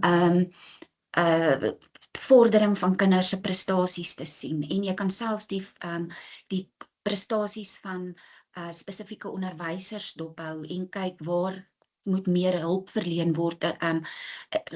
Is hierdie onderwysers se gemiddeldes baie laer as ander onderwysers sin, so sou dit nodig wees, dan verleen ons hulp daar vir daardie onderwysers. So ek kan nie veel meer oor Insig Plus sê nie. Ek dink julle kan maar gerus vir Hugo hulle kontak daaroor as julle meer inligting daaromtrent wil hê. Dit is ek dink Hugo kan dalk na die tyd ietsie daaroor sê. Dan Die volgende 2 vrae is eintlik vir my, loop vir my hand aan hand. Dis hoekom ek dit saam op die skerm gesit het. Wat onderskei leerders wat later suksesvol is in wiskunde van die wat uitval? En dan hoe verander jy jou onderrig om leerders voor te berei vir die eise van graad 10 tot 12? Nou, ek het al reeds gepraat oor die resepies. Dis ongelooflik belangrik dat kinders insig in die vak hê. Ons moet die wiskunde vir die kinders leer, want dan sal hy baie makliker in graad 10 aanpas. Die sprong van graad 9 na graad 10 toe is geweldig groot. En harde werk is ongelooflik belangrik. Nou my ervaring is dat kinders wat natuurlike aanleg in wiskunde het, kan eintlik met min harde werk kan hulle wegkom tot en met graad 10, want dan word die leerwerk so ongelooflik baie, dat al is jy hoe slim in wiskunde, as jy nie gaan hard werk nie, gaan jy definitief uit die bus uitval. Ek sê altyd vir die kinders, jy kan 'n Einstein wees, maar as jy nie die teorie daar agter ken nie, gaan jy nie weet hoe om dit toe te pas nie. En so baie keer gee, en ek moet sê ek ervaar dit nogal baie by seuns. Jammer dat ek nou die geslag moet inbring, maar dit is my ervaring, dat seuns sê hulle het tot en met 90, diep in die 90% vir wiskunde in die laer grade gekry, en nou sukkel hulle rarig, en dit is omdat hulle nie gewoond daar is om hard te werk nie. So kinders moet van jongs af geleer word, dat jy kan nie net op natuurlike aanleg vir wiskunde staat maak nie, jy moet hard werk. So daarmee saamgaan dit dat hulle verantwoordelikheid vir hulle eie prestasie moet aanvaar. Hulle moet ekstra werk. Dit is eintlik onmoontlik vir ons om aan al 4 kognitiewe vlakke aandag in 'n klas te gee. So kinders, ons behandel gewoonlik vlak 1, 2 en 3 in die klas. So as 'n kind wil daai vlak 4 somme kan doen, dan sal hy moet ekstra werk in die klas. Ons kan onmoontlik vlak 4 somme in die klas behandel. 3/4 van die klas gaan uit die bus uitval, jy gaan hulle glad nie bereik nie en hulle gaan moed verloor. So ons fokus is maar basies meer op vlak 1 en 2 en dan in 'n mate ook vlak 3. En wat ek ook net wil byvoeg is dat hulle moet vra. Die kinders wat gewoond is om vrae te vra in die klas, dis die kind wat kan wat regtig goed aangaan met graad 10 in wiskunde. Ek hou daarvan om altyd vir die kinders te sê, huiswerk bestaan nie net uit oefening 3 nommer A, B en C nie. Daar's 3 bene van huiswerk. Die eerste been van die huiswerk is die nasorg wat kinders in die klas gedoen het as die vorige dag se huiswerk. Daardie nasorg moet die kind, hy moet sien maar vir hom 'n nasorgboek kry by die huis. En dan moet hy daai werk wat hy verkeerd gehad het, wat hy die nasorg van in die klas gedoen het, moet hy gaan oordoen. Hy het die regte vrae in die klas vir die onderwyser gevra en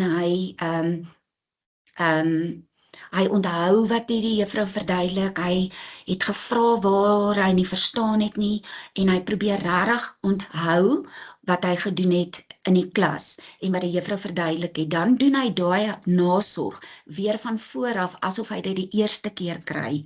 Want onthou as hy die nasorg gedoen het, dan is dit in sy boek reg, op papier is dit reg, maar daai verkeerde paadjie wat in sy kop geskep is, wat daai werk aanbetref, is nog nie in sy brein reg gemaak nie. So dit is waarom dit baie belangrik is, dat hy daai nasorg weer gaan oordoen. En sou hy nog steeds die konsepte nie verstaan nie, dan moet hy teruggaan na die juffrou toe, en of meneer toe, en dan vir hulle daar vra om weer te verduidelik. So hulle moet aanhou en aanhou en aanhou. Die tweede been van die huiswerk is om deur die voorbeelde te werk wat in die klas behandel is.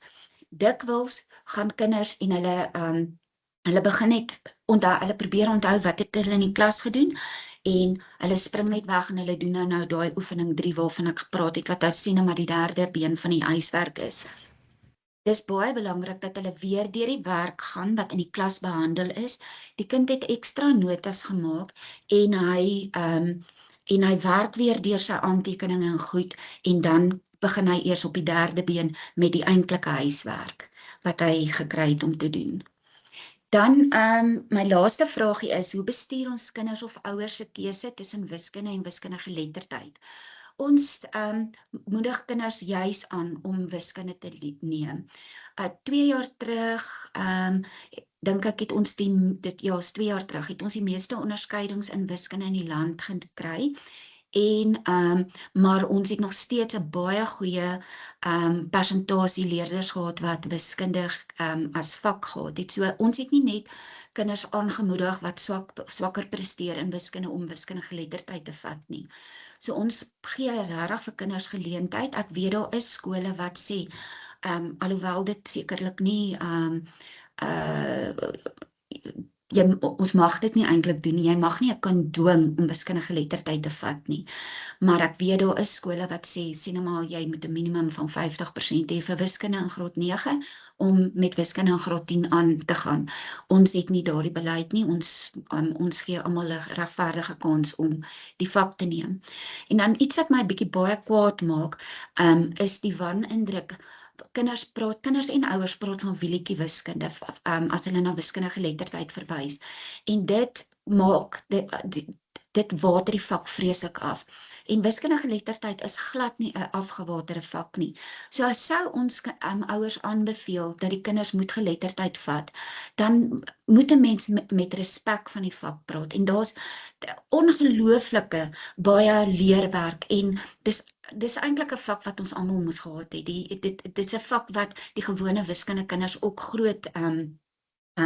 met groot sukses kan neem.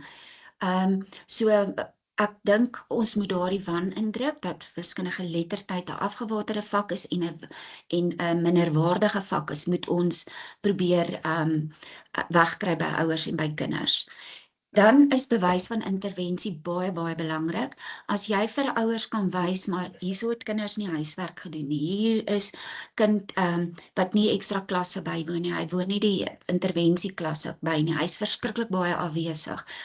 Want dit is tog die eienskappe waaroor jy moet beskik om spesifiek wiskunde te kan neem. Jy moenie baie afwesig wees nie. Jy moet huiswerk doen. Jy moet gemotiveerd wees.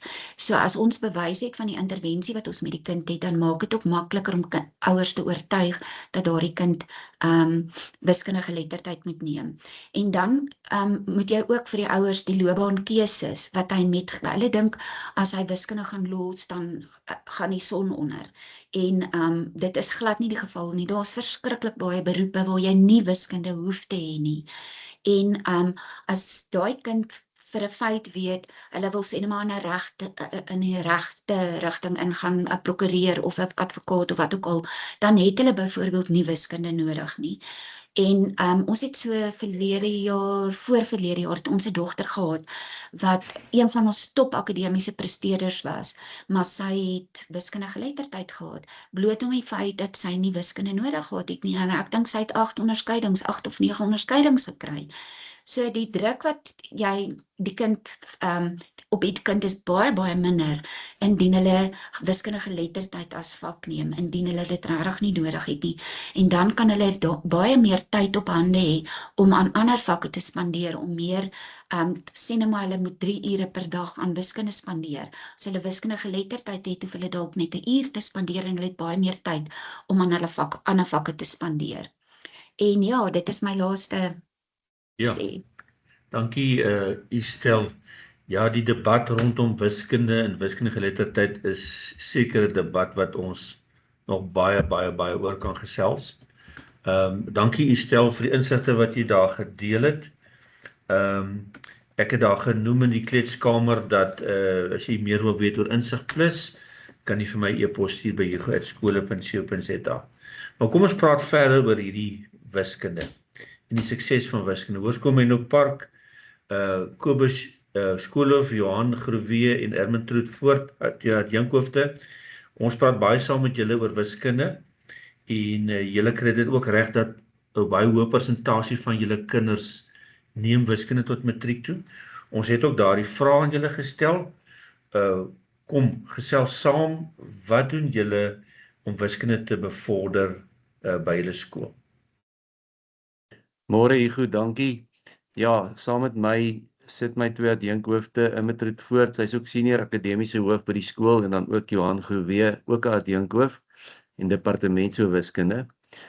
Ek gaan soos Jannie net nou gesê het, baie kort wees en net ter inset sê en op die skerm deel dat buiten die wiskunde is dit vir my as hoof en vir ons as topbestuur baie belangrik dat die akademiese atmosfeer by die skool rustig moet wees in opsig van almal weet presies tot op die minuut hoe elke dag verloop.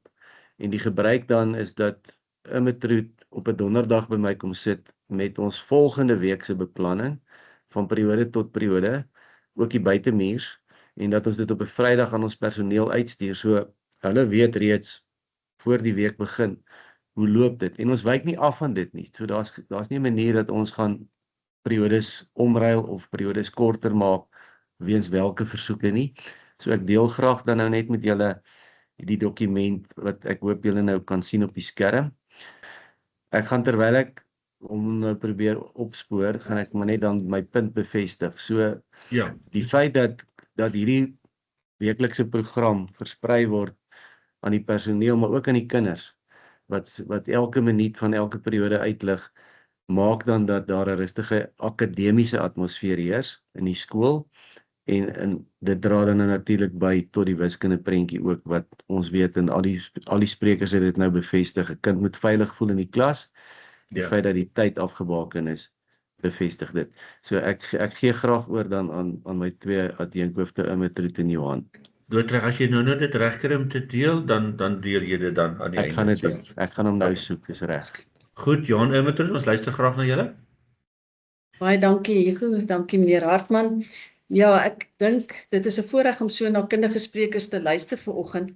En ek dink ons almal is dit eens dat daar nie een groot geheim is wat tot goeie resultate lei nie. Dis 'n klomp klein aspekte waaraan regtig aandag gegee moet word, wat op die oog af dalk soms net onbenullig of onbelangrik lyk, maar as dit konsekwent elke dag toegepas word, ek dink Maryke het byvoorbeeld verwys na dissipline en trots by kinders, en dit word toegepas, dan lei dit uiteindelik tot goeie resultate. Ek sluit aan by wat meneer Hartman gesê het in terme van tydsbestuur. Ons almal ontvang nie noodwendig eweveel dae in ons lewens nie, maar ons ontvang almal eweveel tyd in 'n dag. Hierdie tyd kan nie meer gemaak word nie, maar dit kan baie goed bestuur word, en dis wat ons graag by die skool dan toepas. En veral 'n vak soos wiskunde glo ons dat 'n kind net kan vorder as hy bas in die klas sit. Hy moet onderrig ontvang en dan moet nie kort aan die periode lengtes dit moet nie ingekort word nie. Dit moet daar is nie nou die periode rooster wat meneer Hartman net nou na verwys het. Dit moet nie net ingekort word nie, elke minuut tel. U sal sien daar word na elke minuut gekyk. By eind tel elke minuut daartoe dat 'n kind soveel moontlik onderrigtyd ontvang. Vir alle vak soos wiskunde waar daar die een konsep op die ander bou en waar ons weet daar inoefening veral moet plaasvind voordat ons na die volgende konsep kan aanbeweeg, is hierdie periode lengtes vir ons onderwysers verskriklik belangrik. Nou ja, jy moet ook nie van beplanning afwyk nie. Hulle moet weet, dis die periode lengte en hiervolgens kan hulle lesse dan nou beplan. Ek gee graag vir Johan dan geleentheid. Goeiemôre almal. As ek nou net vanoggend geluister het, die een ding wat net weer vir my sterk uitgestaan het is hoe ongelooflik harde werk al die laerskole doen, en eerstens wil ek net eer bring aan al die laerskole vir die ongelooflike harde werk en die grondslag wat hulle lê. Baie dankie daarvoor.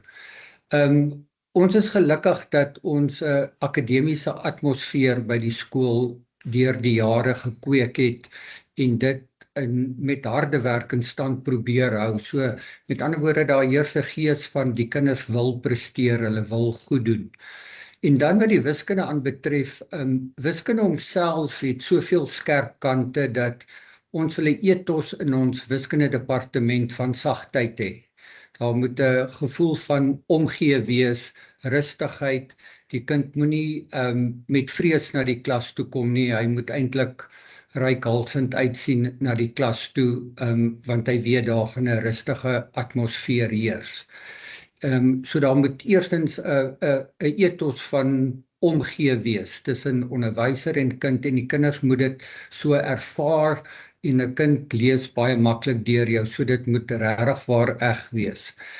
Goed wat ons baie hoog ag is huiswerk. Die stel van Waterkloof het ook daarna verwys en dan ook klastoetse na elke tema. Huiswerk en klastoetse, dit skep vir die kind 'n veilige ruimte waarin hy foute kan maak en kan leer. En ook huiswerk, die foute wat in huiswerk gemaak word, as ons die huiswerk merk, dan moedig ons die kinders aan om die foute wat hulle te maak, as ek die Engelse woord mag gebruik, te highlight. Jy vat 'n glinkpen en jy highlight jou foute, want dis 'n fout wat jy nou al een keer gemaak het. So pas op daarvoor en kyk in die toekoms dan weer daarna ook. En klastoetse in die hele SPA tel die klastoets nou mos glad nie 'n punt nie. En so wat jy probeer die paradigma by jou kinders skuif dat jy werk nie vir punte nie. Jy werk vir verwerwing van kennis. So as jy vir kennis werk, dan sal punte 'n byproduk wees van dit en dan sal die punte van self kom. As jy probeer om soveel as moontlik kennis te versamel en dit jou oogmerk is in jou paradigma, dan kan ons vordering hê. En dan het ons ook wat huiswerk aanbetref, jy moet doenbare huiswerk vir die kind gee. Die kind moet selfvertroue kry deur die huiswerk wat hy doen, maar die huiswerk moet ook in ag genome wees met die ander vakke wat die kind ook het, met die program, met die rooster waarin ons is, en ook met die kind se buitemuurse program. En dan kan ons ook werk vir hulle eie rekening gee, wat hulle op hulle eie tyd moet doen, en wat ons dan net later met memorandums dan weer vir hulle sal stuur op WhatsApp groepe. Immetroet gaan weekie verder gesels. Ek gesels oor 'n kultuur van harde werk wat ons graag in die wiskundeklas as ook in ander vakke skep. En hierdie kultuur begin by die onderwyser. Die onderwyser se ingesteldheid dra eintlik die kultuur oor in die klasatmosfeer. As die onderwyser 'n ingesteldheid het van harde werk, voorbereid by die klas opdaag, positief is en konsekwent optree, dan dra dit oor na die kinders. Hulle sien dit, hulle is deel van hierdie span en hulle beleef dit as hulle moet definitief hard werk om deel van die span te kan bly. Ons glo by die skool in die Engelse spreekwoord, don't tell me, show me. So, wys vir die kinders, ons is positief teenoor die vak, julle kan dit doen, maar ons moet hard werk. Wanneer ons speel ons, maar wanneer ons in die wiskundeklas is en ons werk, dan volg julle die voorbeeld tog van die onderwyser. Ja, ons het ook die beleid jy werk van klok tot klok. Die onderwyser se stem moet nooit stil wees in die wiskundeklas nie. Het sy voor op die bord of saggies langs 'n kind by sy bank, maar die onderwyser moet aanhoudend die hele periode deurwerk. En jy moet by 'n kind se bank op van tyd tot tyd uitkom en dan baie belangrik, jy begin spreekwoordelik elke periode vooraf. Al het jy nou die vorige periode die som wat 2 bladsye lank is uitgeskryf op die bord, dan vee jy dit uit en jy begin vir die volgende klas weer stap van vooraf, want die ontsluiting van stap na stap vir klas tot klas, vir kind tot kind, kan definitief verskil. En dan het ons ook, dis iets wat ons uit COVID geleer het, 'n openheid met WhatsApp groepe gekry. Elke klas is op 'n WhatsApp groep met sy onderwyser en daar stuur ons dan na ure memorandums en ekstra notas soos wat ons goed dink, maar ook dan het ons onderwysers die openheid en die kinders eerder die openheid om as hy vashak met 'n vraag, sommer net 'n fotootjie neem en vir sy onderwyser te WhatsApp.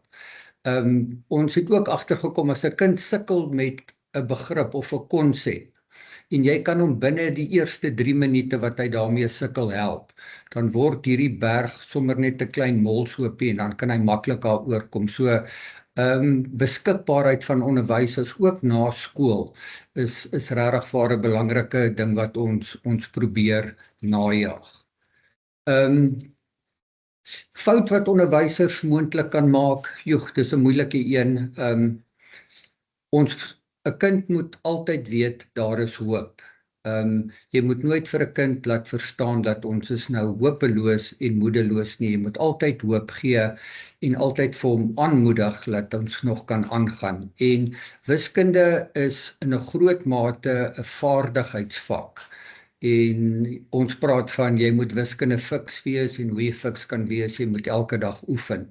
So maar roetine en vaardigheid en inoefen is maar goed wat ons daagliks probeer verkondig.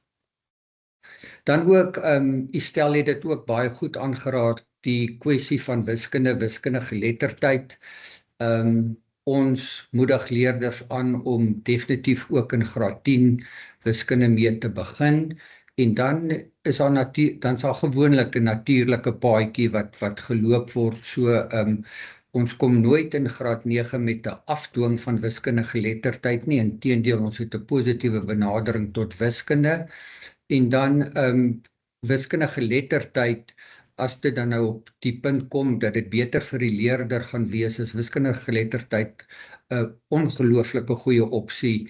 Dit is nie 'n nuwe vak nie. Die kind kan eintlik maar net oorgaan in die wiskunde geletterdheid. En dan sorg ons maar net, ons wiskunde geletterdheid klasse is gerad om 'n kind dadelik te kan akkommodeer en op datum te kan kry vir die wiskunde geletterdheid.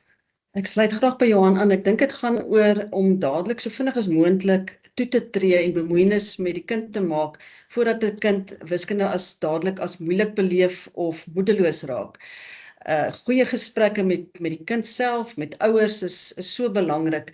En dan moet hierdie gesprekke veral in die rigting gaan van werketiek, want ons glo dat werketiek baie keer eintlik maar die wortel is van die kwaad. 'n Kind glo hy het nie 'n natuurlike talent nie, maar eerder gaan dit oor werketiek en natuurlik tydsbenutting, om daartoe te tree en te kyk, hoe kan ons so 'n kind eerder help om dan nou voort te gaan met wiskunde voordat hulle sommer net die makliker opsie probeer kies. En dan vind ons baie keer dan verander 'n ouer se vraag in terme van hoe kan ons na wiskunde geletterdheid skuif eerder na die positiewe kant toe in, hoe kan ons eerder verbeter sodat die kind kan voortgaan met wiskunde. Dankie, Hugo, en dankie vir al die deelnemers aan die gesprek. Goed, dankie Kobus, Johan en Ermetrud. Kobus, wil jy nog iets bygevoeg het? Ons het nou die rooster daar gesien van wat Menlo Park daar toepas. Dankie dat julle dit deel. Duidelik het julle baie sterk klem op die hele omgewing, die atmosfeer, die kultuur, wat 'n leerkultuur is, 'n hardwerkende kultuur is, dat dit is eintlik die geheime resep, as ek dit nog geheime resep kan noem. Maar dit maak dat kinders optimaal op ouens en wiskunde presteer. Dankie dat julle dit deel. U is welkom om nog enige vraag in die kletskamer te plaas. Ek wil gou vir Menlo Park vra, Estelle, jy kan ook inkom. Ek hoor gereeld dat hoofde vir my sê, maar hierdie hele kwessie van wiskunde geletterdheid, dat die 'n probleem wat hulle ervaar is, dat die departement van streekskantoor vlak af dryf die bevordering van wiskunde geletterdheid. Is dit julle ervaring? Wat is julle opinie? Het julle daar 'n opinie rondom dit? Hugo, ek kan eintlik die teendeel antwoord. Daar's nie 'n dryf na wiskunde geletterdheid toe nie. Ons ervaar eintlik meer probleme om 'n kind wat vasbrand met wiskunde oorgeskakel te kry na wiskunde geletterdheid toe. So dit is 'n groter kwessie waarmee ons sukkel. As 'n kind in graad 11 nou in Junie eksamen ek praat dalk nou uit my beurt uit, probleme optel met wiskunde, is dit baie moeilik of eintlik glad nie moontlik om daai kind oor te skakel na wiskunde geletterdheid toe nie. So die teendeel is eerder waar, dat ons ervaar nie druk om kinders op geletterdheid te kry nie, maar ons het groter druk om kinders wat reeds wiskunde het te skuif na wiskunde geletterdheid toe. Ek hoop dit is wat jou... Ja, dit is baie interessant. Heel moontlik is dit 'n streeksding, dat dit in sekere streke van streekkantoor af anders gedryf word. Die stel beamoen wat jy sê, dat dit is ook haar ervaring by Waterkloof, dat dit eerder is dat wiskunde bevorder word. Dit is vir my 'n wonderlike positief. Ek was juist bietjie bekommerd eintlik daaroor. Kobus, wil jy iets toevoeg? Ek sal graag ook wil hoor wat Durban wil te sê hieroor. Ja, Hugo, ek wil net 'n opmerking maak. Dit gaan in die algemeen oor vakveranderinge aan die einde van graad 11, waar die nasionale beleid sê, as 'n kind nou nog, daar is mos nou net sekere aantal vakke wat hy in sy graad 10 en 11 jaar, ek dink is 3 as ek reg onthou, mag verander. En as hy dit nou nie gedoen het en hy het nog 'n vak oor om te verander einde graad 11, het ons provinsie verlede jaar standpunt ingeneem om te sê 'n graad 11 leerder mag nou nie meer daai een vak nog verander nie. Wat problematies was, en toe ek dit nou met al die ander provinsies toets, het al die ander provinsies 9, ons 9 provinsies, die ander 8 het gesê, wel, dit word by hulle toegelaat. Maar Gauteng gesê nee, ons mag nie. En ons het toe as 'n kollektief 'n klomp hoofde ons styf gemaak en gesê hierdie is mos nou nie 'n belang van kinders nie. Absoluut. En op die einde het hulle nou bes gegee, maar eers in hierdie nuwe jaar in hulle het gesê die kinders moet by hulle ou vakke bly en hulle het vanjaar begin in hulle ou vakke. En as ek reg is, Immetroet, en help my reg, maar ek dink eers hier by Februarie, ons was al 3-4 weke in die kwartaal en het hulle eers dit toegelaat. So ek het nogal 'n bekommernis daaroor dat hulle dit vanjaar weer gaan wil doen. Maar om aan te sluit dan by Johan se opmerking, as 'n kind graad 11 leerder in Junie maand regtig vasbrand met wiskunde, moet daar tog vir die geleentheid vir hom wees om dan nou nog te kan verander. Ek weet einde graad 11 om dan wiskundige geletterdheid te neem, die persepsie baie keer by mense is wiskundige geletterdheid is wiskunde standaardgraad en die ou bedeling is glad mos nou nie waar nie. So om met 'n hele nuwe vak te begin in matriek is ook nie ideaal nie, maar wat wil jy nou doen? 'n Kind het in graad 11, einde graad 11, moet begin graad 12 eers besluit wat hy wil gaan doen na skool en dan is wiskunde dalk nie nodig nie. En om dan die kind te verbied om dit nie te mag verander nie, dink ek is 'n onreg teenoor die kind. En ons staan baie sterk daarvoor om dit nog vir die kind moontlik te maak as dit dan moet gebeur. Want hy kan moontlik dryp ook nog in matriek omdat hy dan gedwing word om wiskunde te neem. Ja, ek sien Marina Gravett daar van Naumspruit sê haar ervaring is ook dat die departement eerder die wiskunde bevorder. So dit is ook goed om te hoor. Kollegas, baie dankie. Jy is welkom om ons steeds 'n vraag te vra. Ek dink ons het ontsettende waardevolle inligting met mekaar gedeel. Van al die fases af, daar's 'n paar goue goed wat deurkom wat daar moet wees. Ons laerskole definitief is 'n geneigtheid om te vinnig oor te beweeg na abstrakt toe en dan val die wiele af en as 'n klomp kinders wat nie kan bybly nie. Hier na die hoërskool toe, die spesifieke moeite wat gedoen word, dat die kind inskakel by die hoërskool gemaklik is, dat daar vertroue is, dat die regte personeel daar is, wat 'n liefde vir die vak beklemtoon, die pad wat gestap word, die hulpmiddels wat aangebied word, die ondersteuning wat aangebied word, en dan die atmosfeer, die kultuur wat geskep word in die hele skool, dat hier word hard gewerk. Die rooster moet so wees, dat ons sy werksingesteldheid het, dat daar dissipline is, dat daar fokus is, maar dat daar 'n ingesteldheid is in die beste belang van die kind, altyd. Iets wat ook vandag genoem is kinders wat vir mekaar verduidelik.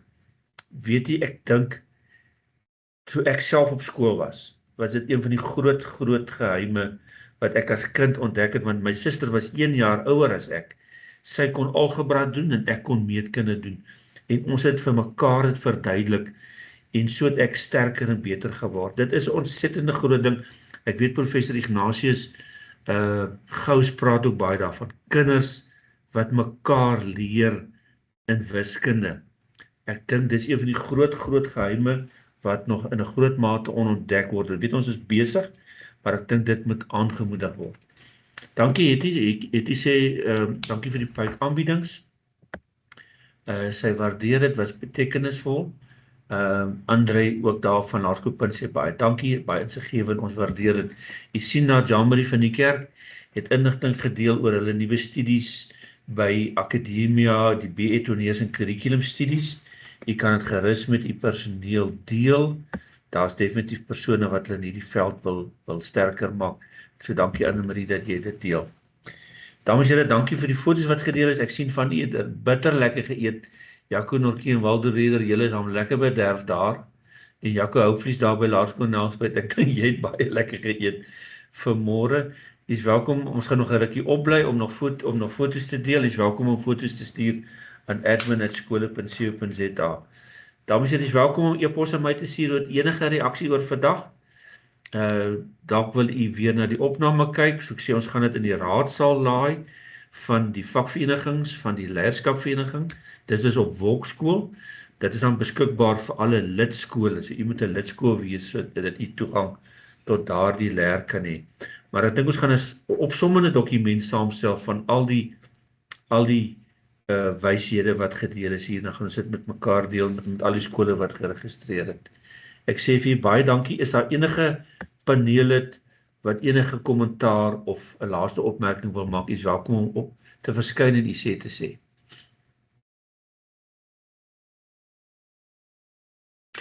Dan, dames en here, ek wil net weer terugkom na die kongres toe. Die eerste dag is 'n toekomsberaad vir Afrikaanse onderwys. Nou dis by die Voortrekkende Monument, dis Dinsdag 23 Junie en dis gratis vir ouers by ouerbeheerliggaamlede. Die volle dag, al die etes en drinke ingesluit. Ons het topsprekers daar wat oor hierdie goed gaan gesels. Ons gaan praat oor die totale onderwysaanbod wat ons het van die Solidariteit Beweging, het gesien van die samewerkingsooreenkoms met Marius Botha konsultante. U sien nou net na middagete gaan ons luister wat sê Wynand Boshoff en Helen Zille oor onderwys en dan luister ons na nog top sprekers vir die res van die dag. Pieter Rademeier, die skoolhoof van Jan van Riebeeck, gaan sy insigte deel en Dan Potgieter gaan afsluit oor waar gaan ons onderwysleiers wat skoolhoofde gaan wees, waar gaan hulle vandaan kom, hoe gaan ons dit regkry? Baie dankie dames en here, ons sê seën vir u. Dankie vir die geduld, dit het lank gevat, maar ek dink dit was goed en lekker, ons het baie gekon leer by mekaar. Seën vir u en sterkte met die eksamen.